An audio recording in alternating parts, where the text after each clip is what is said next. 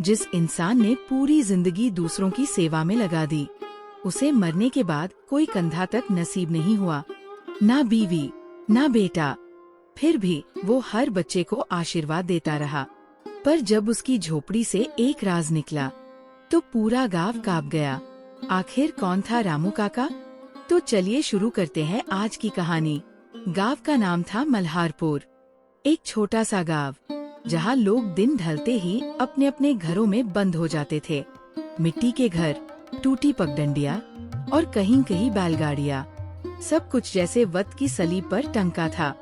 यहीं एक आदमी रहता था, रामू काका। उम्र कोई 78 की रही होगी।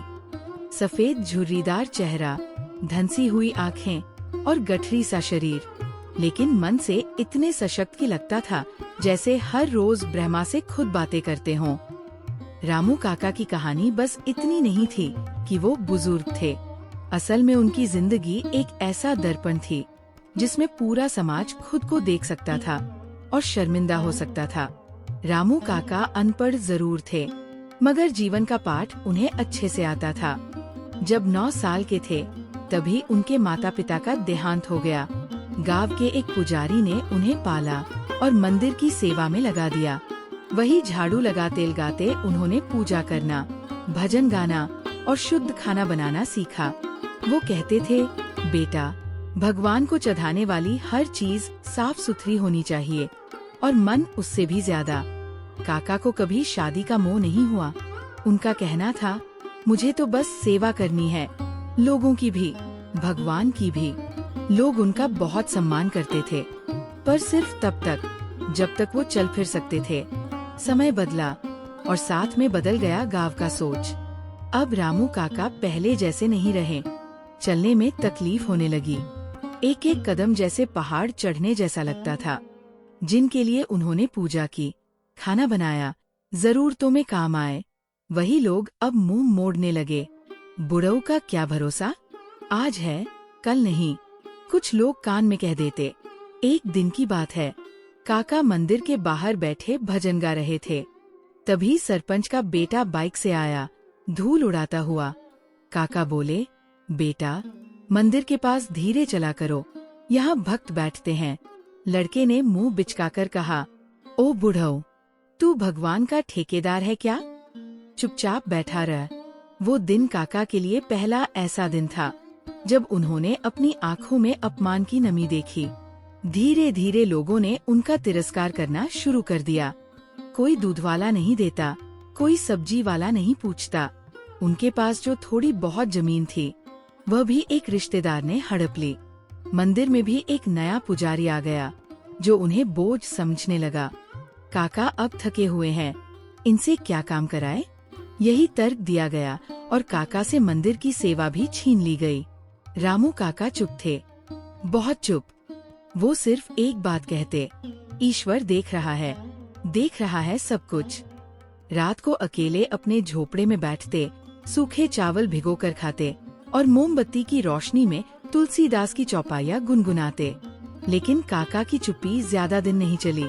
एक रात ऐसा कुछ हुआ जिसने सबकी नींद उड़ा दी। उस दिन काका ने सुबह से कुछ नहीं खाया था, बस कुएं का पानी पीकर झोपड़ी में लेट गए थे। चारों ओर सन्नाटा था, गांव सो चुका था। काका की आँखों से नींद कोसों दूर थी। आंखें छत की तरफ थी और मन भगवान की तरफ। उन्हें बस एक ही सवाल परेशान कर रहा था, हे ईश्वर, क्या सेवा करने वालों का यही अंजाम होता है? जिनके लिए जिया वो ही भूल गए, अब क्या बचा? तभी अचानक उनकी झोपड़ी में एक रोशनी फैली। काका को लगा शायद कोई सपना है, लेकिन रोशनी बढ़ती गई और उसमें से एक धीमी सी आवाज आई, रामू, रामू। काका कांप गए, उठकर बैठे। आवाज फिर आई, तू थक गया है ना? पर मैं नहीं भूला तुझे। काका की आंखें भर आईं। प्रभु, क्या आपने मुझे अब भी याद रखा है? आवाज में करुणा थी। किसी और ने तुझे छोड़ा हो, पर मैंने नहीं। कल सुबह पहली किरण के साथ तेरा मार्ग तय होगा। काका ने हाथ जोड़ दिए। झोपड़ी में फिर अंधेरा छा गया। सुबह होते ही गांव के मंदिर के सामने एक बड़ा चमत्कार हुआ। मंदिर का मुख्य दरवाजा अपने आप खुल गया। गांव के लोग जमा हो गए। सभी ने देखा, मंदिर के अंदर की मूर्ति से हल्की रोशनी निकल रही थी और उसकी सीढ़ियों पर कोई बुजुर्ग बैठा था। जब लोग पास गए तो देखा वो रामू काका थे, लेकिन काका की देह थी शांत, स्थिर और उनके चेहरे पर मुस्कान थी। हाँ, रामू काका इस दुनिया से विदा हो चुके थे। उनकी देह से सुगंध आ रही थी। उनके हाथों में तुलसी की माला थी और आंखें अर्ध खुली। लोग स्तब्ध थे। जिन काका को उन्होंने अपमानित किया था, वो तो मानो ईश्वर की गोद में जाकर बैठे थे। सबके चेहरे पर पछतावा था।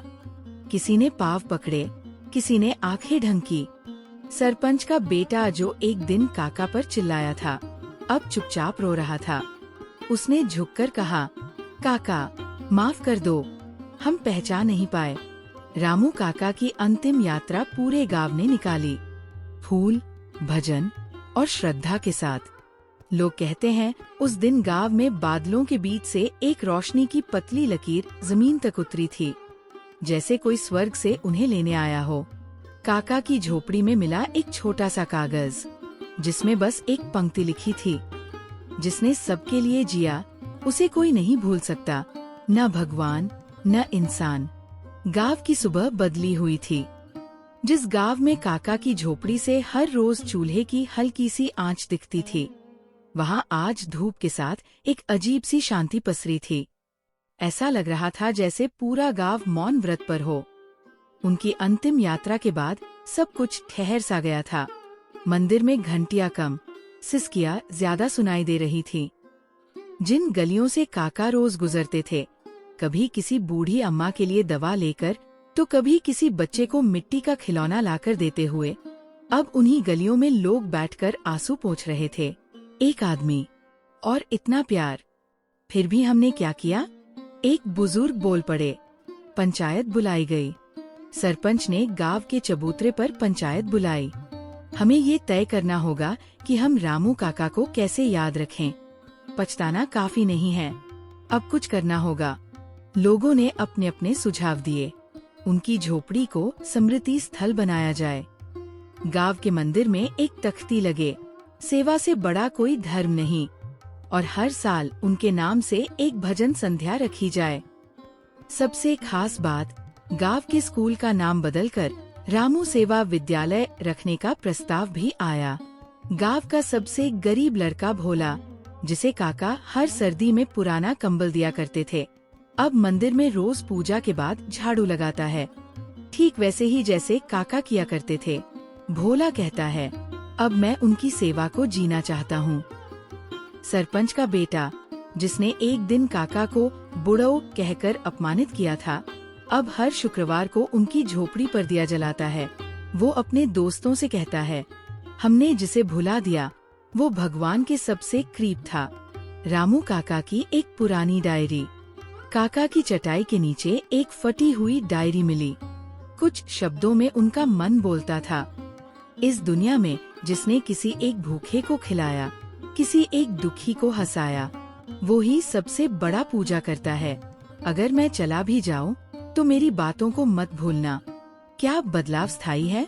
अब सवाल खड़ा होता है, क्या ये बदलाव बस कुछ दिनों का है, या वाकई में काका की यादें गांव की आत्मा में बस गई हैं? और अब गांव की मिट्टी में एक नई खुशबू है। काका नहीं है, पर उनकी सोच अब बुजुर्गों की बातों में और हर इंसान की आंखों में तैर रही है। सेवा, त्याग और मौन बलिदान का नाम अब रामू काका बन गया है। गांव मल्हारपुर अब पहले जैसा नहीं रहा।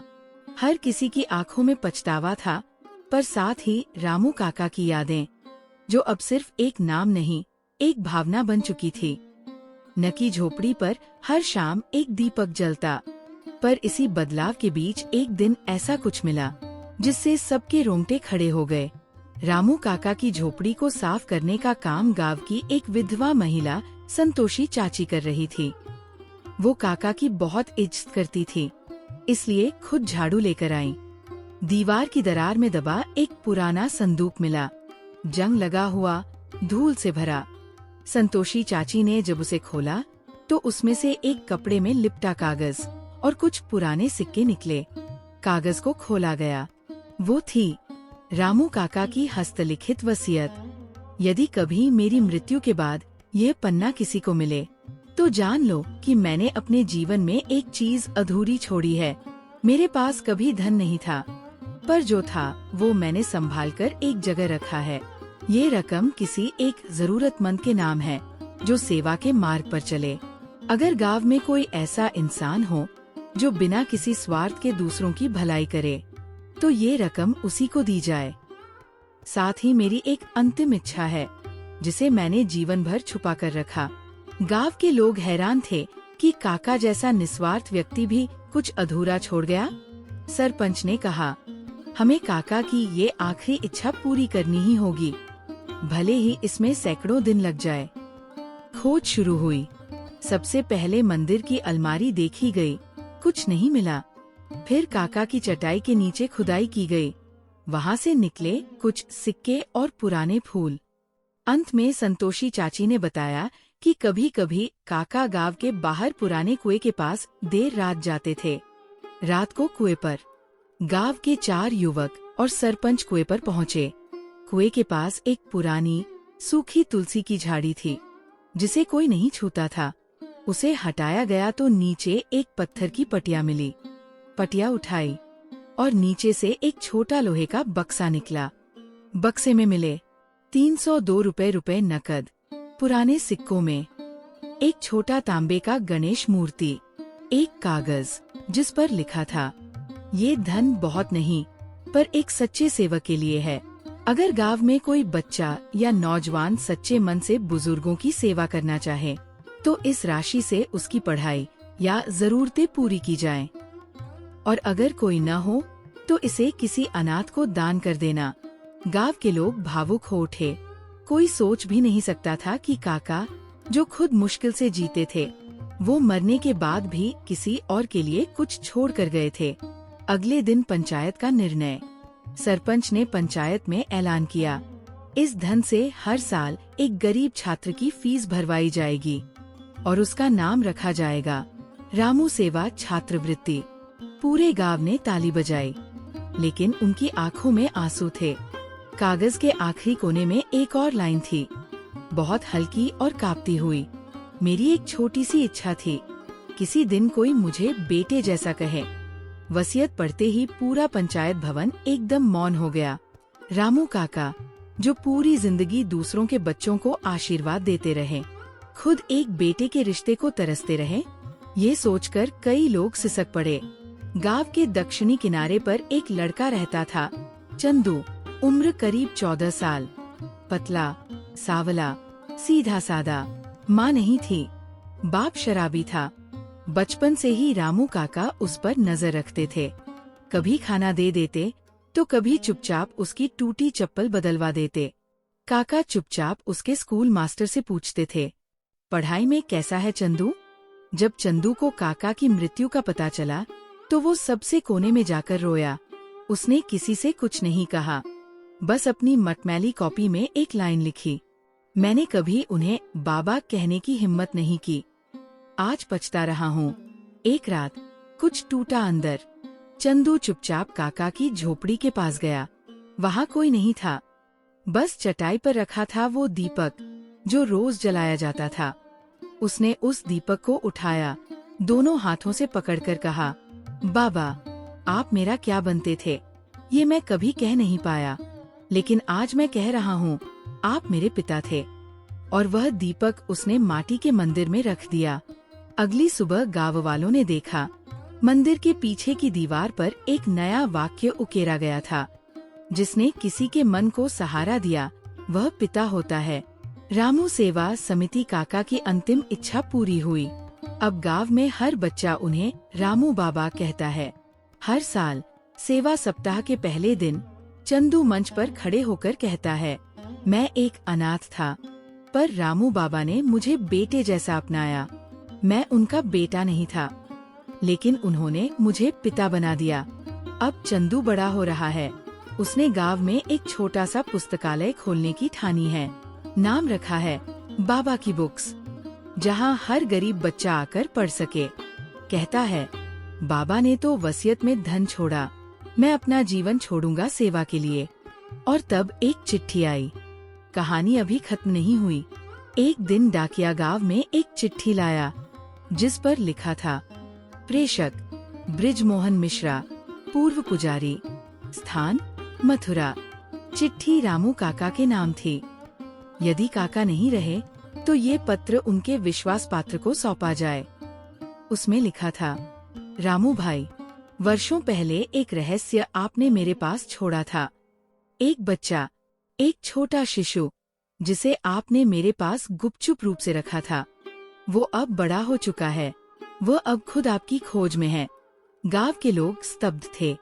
बृजमोहन मिश्रा, जो कभी मल्हारपुर गांव के मंदिर में पुजारी थे, उनकी चिट्ठी में साफ लिखा था, रामू भाई ने एक शिशु को मेरे पास सौंपा था। उस वक्त उन्होंने कहा था कि हालात ऐसे हैं कि उन्हें इस बच्चे को दुनिया से छुपाना पड़ेगा। मैंने उसे पाला, पढ़ाया और उसे उसका नाम दिया, नयन। अब नयन 24 साल का हो चुका है और वह अपने असली पिता को जानना चाहता है। गांव के लोग एक दूसरे से कहने लगे, क्या सचमुच रामू काका का बेटा था? अगर हाँ, तो उन्होंने उसे छुपाया क्यों? लेकिन सरपंच ने सबको शांत किया। हम किसी की इज्जत को शक की निगाह से नहीं देखेंगे। जब नयन खुद आएगा तब सारी सच्चाई सामने आएगी। कुछ दिन बाद एक सुबह बस से एक युवक उतरा। गहरा सांवला रंग, तीखी आंखें, पर चेहरे पर एक अजीब सी मासूमियत।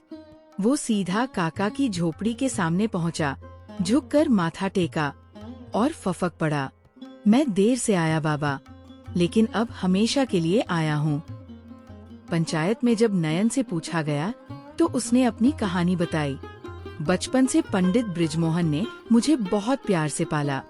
जब मैं 16 साल का हुआ तो उन्होंने मुझे एक पुराना डिब्बा दिया जिसमें मेरी बचपन की फोटो और रामू बाबा के 2 खत थे। काका के 2 पत्र। पहला पत्र, बेटा नयन, तुझे दुनिया से छुपाना मेरे लिए मजबूरी है।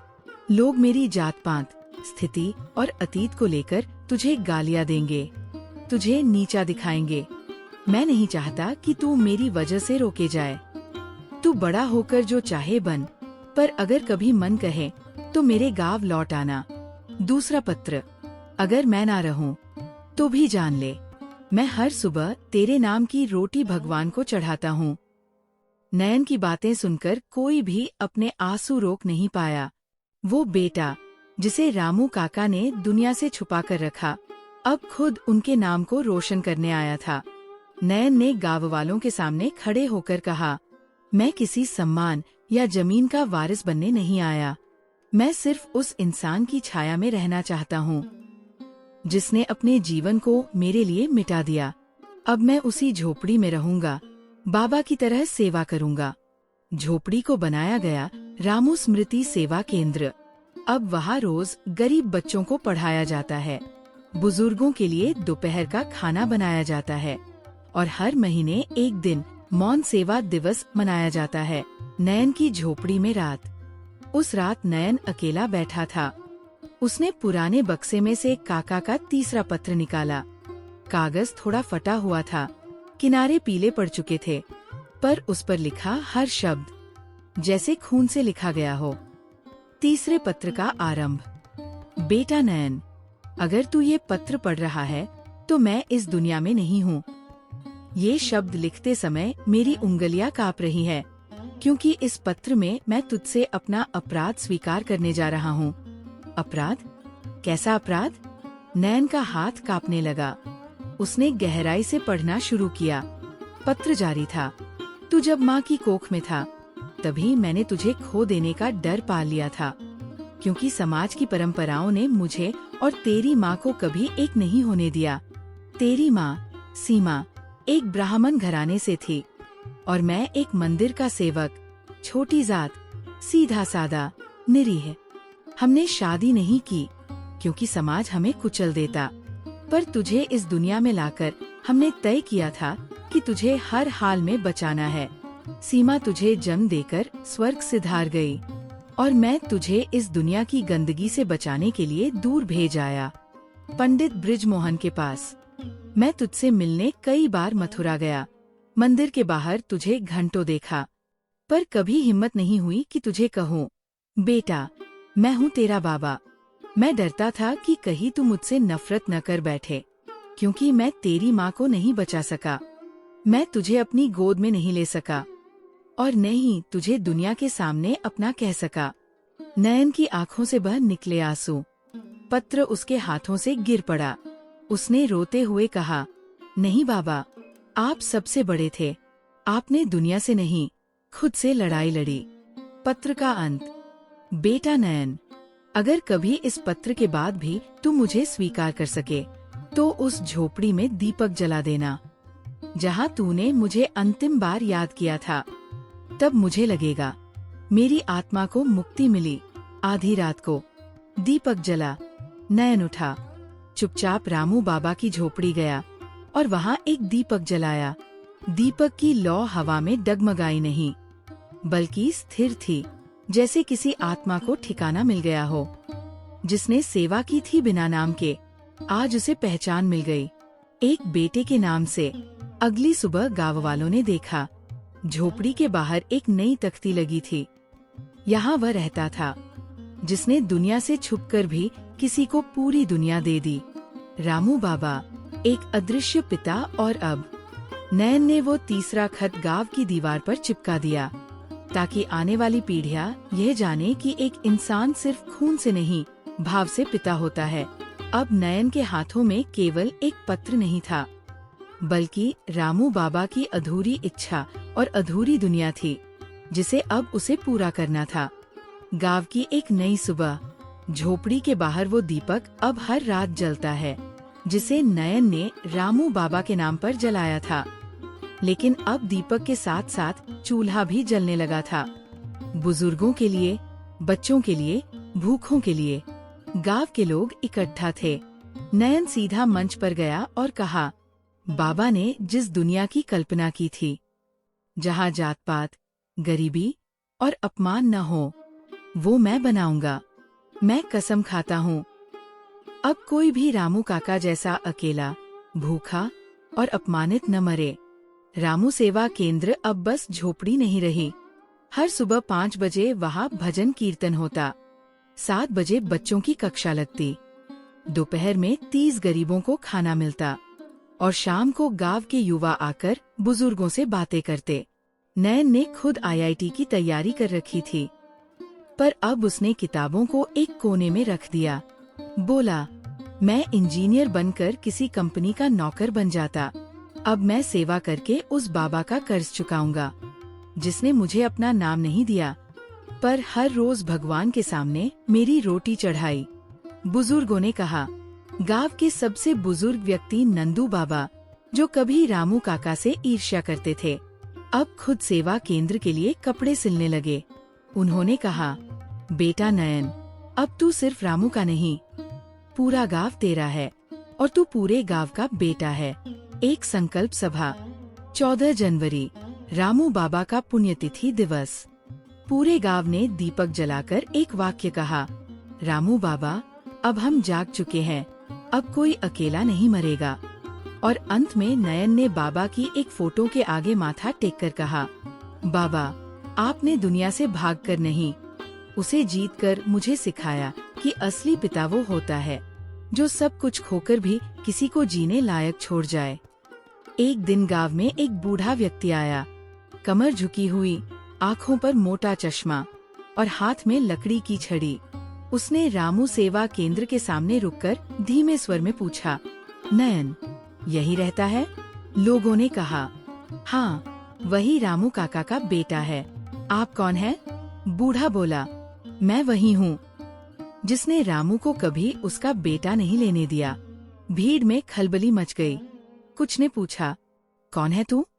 क्या तू वही है जिसने काका को अपमानित किया था? बूढ़ा बोला, मेरा नाम है पंडित त्रिपाठी, सीमा का बड़ा भाई। नयन को बुलाया गया।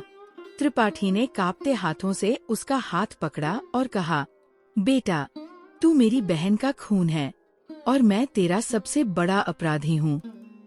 सीमा बहुत सीधी थी। रामू से उसे सच्चा प्रेम था, लेकिन मैं एक पंडित और वो एक सेवक, मेरी जाति की प्रतिष्ठा को धक्का लगता था। जब सीमा ने कहा कि वो रामू से विवाह करना चाहती है, मैंने उसे घर से निकाल दिया। उसके गर्भवती होने की खबर फैली तो लोग हमारी बेटी को कलंक कहने लगे, और जब उसे प्रसव पीड़ा हुई तब तक उसे कोई अस्पताल ले जाने को तैयार नहीं था। वो मर गई। मेरी जिद, मेरे अहंकार और समाज की गंदगी के नीचे कुचल गई। नयन की आंखों में आंसू थे, लेकिन उनमें नफरत नहीं थी, बल्कि एक तीखा दर्द था। उसने कहा, आपने सिर्फ एक बहन नहीं मारी, आपने एक पिता से उसका बेटा छीना और एक बेटे से उसका पूरा बचपन। त्रिपाठी का पश्चाताप।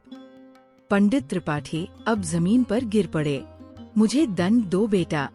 मैं जिंदगी भर माला फेरता रहा, लेकिन जिसने सबसे बड़ा पाप किया वो मैं था। अब तेरे बाबा की तस्वीर के आगे मेरा सिर झुकाना बाकी है। नयन उठा। वो चुपचाप त्रिपाठी जी को सहारा देकर रामू काका की तस्वीर के आगे लाया। फिर बोला, बाबा ने कभी बदला नहीं लिया, उन्होंने बस सेवा की। आज मैं उसी राह पर हूँ। आपको सजा नहीं, सेवा मिलेगी। नयन ने सबके सामने कहा। पंडित त्रिपाठी अब रामू सेवा केंद्र के बुजुर्ग शाखा प्रमुख होंगे। वो हर शनिवार को उन लोगों के पैर धोएंगे जिन्हें कभी इस समाज ने उपेक्षित किया, जैसे उन्होंने मेरे बाबा को किया था। त्रिपाठी ने सबके सामने पैर धोकर सेवा शुरू की। पहला दिन त्रिपाठी जी ने खुद अपनी धोती समेटी, एक लोटा पानी लिया और एक दलित बुजुर्ग के पैर धोकर कहा, हे रामू, मैं तेरा गुनहगार था, आज तेरा सेवक बनकर तेरे ही बेटे के आगे झुक रहा हूँ। एक संदूक जो अब तक बंद था। रामू सेवा केंद्र में जब दीवार की मरम्मत हो रही थी तो झोपड़ी के पिछले हिस्से से एक पुराना लकड़ी का संदूक निकला। उस पर एस नाम की हल्की खुदाई थी। शायद सीमा। नयन को बुलाया गया। संदूक खोला गया और उसमें रखी थी कुछ चीजें। एक पुरानी लाल साड़ी, 2 चूड़ियाँ और एक छोटी सी कॉपी जिसमें सीमा ने अपने हाथों से लिखा था। सीमा की डायरी, मौन शब्दों की पुकार। नयन ने धीरे धीरे पढ़ना शुरू किया। मैं जानती हूँ मैं ज्यादा दिन नहीं बचूंगी, पर मेरी कोख में जो पल रहा है वो मेरा सत्य है। रामू गरीब है, पर उसका मन दुनिया के सबसे अमीर इंसानों से बड़ा है। अगर मेरा बेटा कभी बड़ा होकर मेरी ये डायरी पढ़े तो जान ले, मैं गई जरूर थी, लेकिन रोज उसकी हर सांस के साथ जिया करती थी। नयन फूट फूट कर रो पड़ा। माँ, तू मेरे साथ थी, बस मैं तुझे देख नहीं पाया। उसने कॉपी अपने सीने से लगाई और मंदिर की ओर दौड़ गया। उस रात नयन ने मंदिर में पहली बार सीमा माँ आरती का आयोजन किया। आरती में कोई मूर्ति नहीं थी, सिर्फ एक खाली आसन जो माँ की मौन उपस्थिति को दर्शाता था। महिलाएं, विधवा बहनें और उन सभी माताओं को बुलाया गया जो समाज की वजह से बोल नहीं सकी, पर अंदर से चट्टान जैसी मजबूत थी। आरती के बाद एक 70 वर्षीय महिला मंच पर आई। मैं सीमा की सहेली रही हूँ। मैंने उसे देखा था तड़पते हुए। उसने हमेशा कहा था, अगर मेरा बेटा एक बार मेरा नाम ले तो मैं स्वर्ग से मुस्कुरा दूं। नयन ने मंच से कहा, माँ, तेरा नाम अब सिर्फ मेरी पहचान नहीं, ये अब हर उस माँ की पहचान बनेगा जिसे समाज ने चुप करवा दिया। नयन अब एक बेटा नहीं, वो एक विचार है जो पिता की सेवा को जीता है और माँ की चुप्पी को आवाज देता है। आपके कमेंट से हमें न सिर्फ हौसला मिलता है, बल्कि अगली कहानी का रास्ता भी। बताएं, अगली बार किस विषय पर कहानी हो।